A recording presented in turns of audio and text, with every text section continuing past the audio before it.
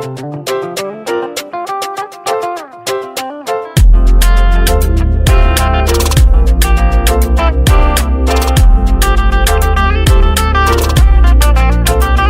good Nigerians and Africans. Welcome to today's edition of Back to the Roots, powered by the G-Roll Africa. We are a network of selfless Africans with a common vision and passion for a new Africa and Nigeria. We are a network of like minds with same concerns and vision for a remodeled Africa of our dreams. This program is designed to help us as Nigerians and Africans rediscover ourselves and our lost values. My name is Dr. Henry Debem, the anchor and facilitator of the G-Roll Africa.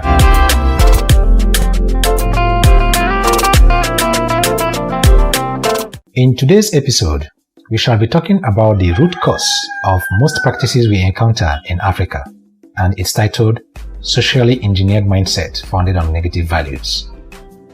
This is termed the root because it is the strong foundation of the most vices we subconsciously practice today without clearly figuring out the source. The source is far-fetched because our parents inherited it from their own parents and we inherited it from our parents, and it passes on from one generation to the other.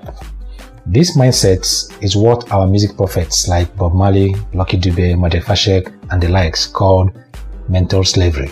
May their souls rest in peace. So, we imbibed most of these traits right from the era of slave trade and colonization, which started as early as the 15th century until the late 19th century, during which our ancestors were mentally and physically battered.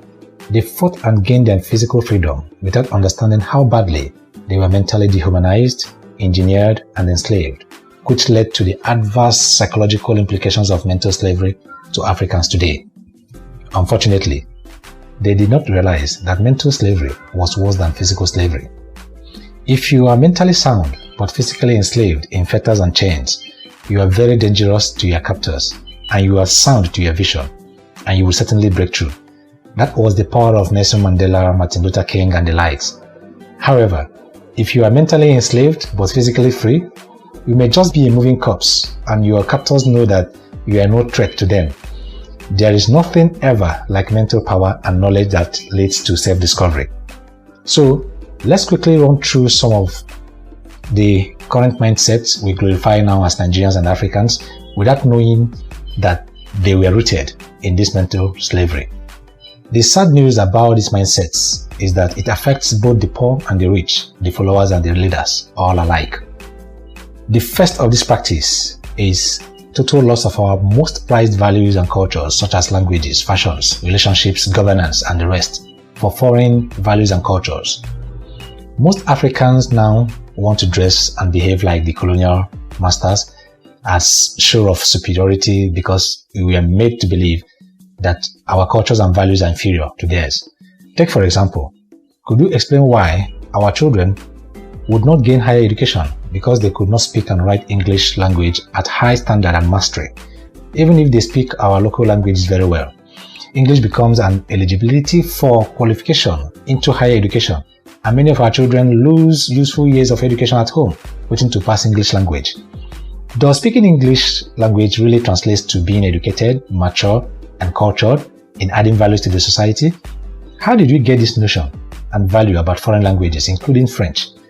They told us that it aids globalization and make you gain more earning power when you speak them, right? But is it in our own culture or to whose favor? How about Africanization? Did you ever think about that? Or is everything about earning money and earning power? Could you also explain why we mock each other when we speak bad English, but do not even care if we speak our local languages badly? Most of our children have been mocked to depression. I mean depression for speaking bad English. We as parents also hold our children to high esteem when they speak good English, and even much happier when they add British and American accent to it. We still mock them when they speak good English, but with African accents. It reminds me of this Hausa rep in Nigeria Federal House of Representatives. He makes a lot of sense in his messages, and I personally love listening to him. But each time he speaks, his colleagues laugh at him because of his poor expression in English language, or maybe his poor accent, as in core Hausa accent in his English language, and they turn him to a comedian. Some of his messages go viral, not because of the sense in the messages, but because of his poor English expression. However, anyone that can command English language perfectly receives accolades from us, even if the person uses the English to confuse and swindle his community. That's the extent of this mental damage we've inherited. We shall review these practices when we come back from this short break. Stay tuned.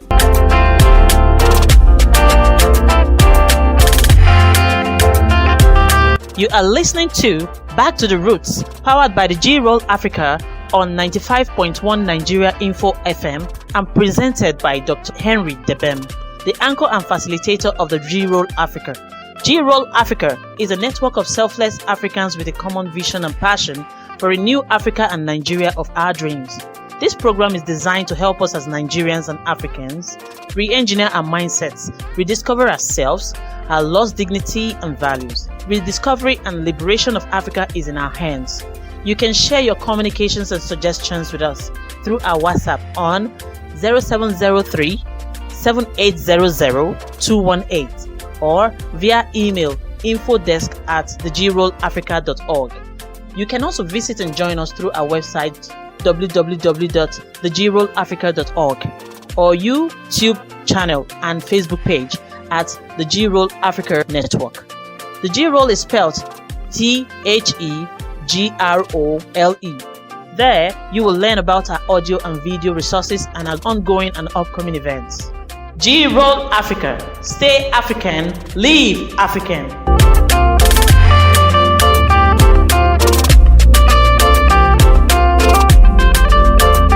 Welcome back. We are reviewing the practices founded on socially engineered mindsets. The next practice informed by this mental slavery is the disbelief in our capacity and products. We are made to believe that anything that comes from abroad is superior and ours are inferior. This is the main reason why we lost patronage of African services and products for shopping foreign products, including toothpicks and other simple products we can produce ourselves. We are mentally engineered to believe that when we wear foreign products, our social status is high and people respect us, right? Then such mentality boosts our greed level and we spend our hard savings on foreign products against our local products. For example, if I give you a shirt and tell you that I bought it from the US, and sometime I'll give you the same shirt and I tell you that I bought this shirt from Aba or Sokoto without saying anything else, what message have I passed to you about inferiority and superiority? So let me tell you this. It is not difficult to understand that such harmful practices actually boost and create more jobs for other countries because the productions and manufacturings of those products are done in those countries, not in our country. But we come back to complain that our children do not have jobs after graduating from the universities, and we ignorantly abuse the government when in actuality the power to create jobs for our children is in our hands, but to transfer that power to other countries. Unfortunately, even if we migrate our children to those countries will never employ our children over their own first-class children or first-class citizens, except for menial jobs. I remember some of our youths who have demonstrated amazing exploits in the world of technology, including one Nelson Emeka, who designed a generator that runs on water. I am not sure we raised a muzzle to take advantage of that opportunity, but we may likely lose that talent to brain drain and proudly spend so much money to import the same generator from other countries back to our country. Yet we complain we have no jobs. Again, if our government and individuals open up factories and industries and we still refuse to patronize those industries or those products, the firms will eventually fold up and the jobs linked to those factories will also fold up. And we should be able to take responsibilities for most of these things, okay? And not just hoping on government or criticizing and accusing the government. We have the power in our hands. Now, this does not include, I wouldn't include the political tussle among even our African industrialists for business monopolistic powers. Taking another person's business down just to have it all is not an African value. It is another westernized mindset. It's a very unhealthy competition. In G-Roll Africa, we believe that only if we can stand together for each other as a people, we can survive the worst type of government. Trust me, any kind of government. So just know that any foreign product you shop today, especially the ones that we can produce in Nigeria and Africa, we have created a unit of unemployment for our own children. For me, I look forward and I look out for made in Nigerian products, including watching Nigerian football leagues. No matter how bad it is, there is always a start, and improvement is a process. The designers we glorify today all started from somewhere. So, when we get into a shop next time, demand for made in Nigerian products only, except if we have not started producing it in Nigeria.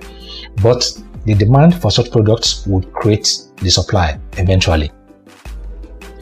Again, on this, most of the African leaders, elites, and public office holders who are so quick to patronize foreign investments, healthcare services, and education for their kids to the detriment of our local systems, I think they may need more help to be delivered from this slavery, considering the huge resources that are involved in these practices. It is not late yet. We can still start looking inwards from today and see where we will be in just 3 years. The next practice again, or next mentality, is the one I call the poverty mentality. Just like I discussed in one of my previous episodes, from the psychological impact of slavery, we are meant to believe that we are only not naturally inferior, but inherently poor in all ramifications. Hence, we have lost our hope and confidence to stand up and discover our destiny. So, we always depend on external support for aids and help. That's the consequences of such mentality. The next one is the inferiority complex and division among ourselves. The dehumanization and divide and rule colonial system of rulership in those days had engineered aggression, distrust, and division among us, making us to see more differences rather than the strength and beauty in our diversities. So any little provocation leads to aggression and fight because we have lost trust and resort to aggression to make it up. Lastly, among others that I may not discuss today, is belief that foreign lands are safe havens. Well, with the viral news of the racial murder of George Floyd, I may not need to say much here. However, I could understand why we think that foreign countries are safe haven for Africa or for Africans. You see, during slave trade era, the Western region forcefully relocated our ancestral parents from the African soil of milk and honey to the Western countries against their will. Against the will of our parents. After abolishment of slave trade and Africa gained her physical independence or physical freedom, Africans of the later generations like us today are willingly migrating back to those foreign countries that our fathers rejected because of the hardship we created for ourselves. And the West is now holding or repatriating us back. Well, systematically taking and holding the supposedly good eggs from Africa and returning or stopping the supposedly bad eggs in Africa. So Africa supposedly becomes a bunch of bad eggs struggling for survival. Well, I have a good news. There is always a good news. The good news is that there is hope in Nigeria. There is still hope in Africa. And the earlier we wake up on this mental slumber, both the leaders and the followers, we can still make a special heaven in Africa and everybody will be happy. And the same foreign countries we are running to, we look forward to visiting Africa to experience what a perfect society is like. Have a wonderful day.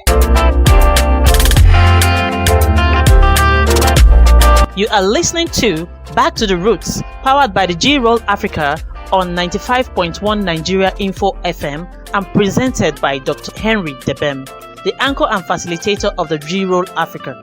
G-Roll Africa is a network of selfless Africans with a common vision and passion for a new Africa and Nigeria of our dreams. This program is designed to help us as Nigerians and Africans re-engineer our mindsets, rediscover ourselves, our lost dignity and values. Rediscovery and liberation of Africa is in our hands. You can share your communications and suggestions with us through our WhatsApp on 0703 7800 218 or via email infodesk@thegrollafrica.org. You can also visit and join us through our website www.thegrollafrica.org or YouTube channel and Facebook page at the G-Roll Africa Network. The G-Roll is spelled THEGROLE. There, you will learn about our audio and video resources and our ongoing and upcoming events. G-Roll Africa. Stay African, live African.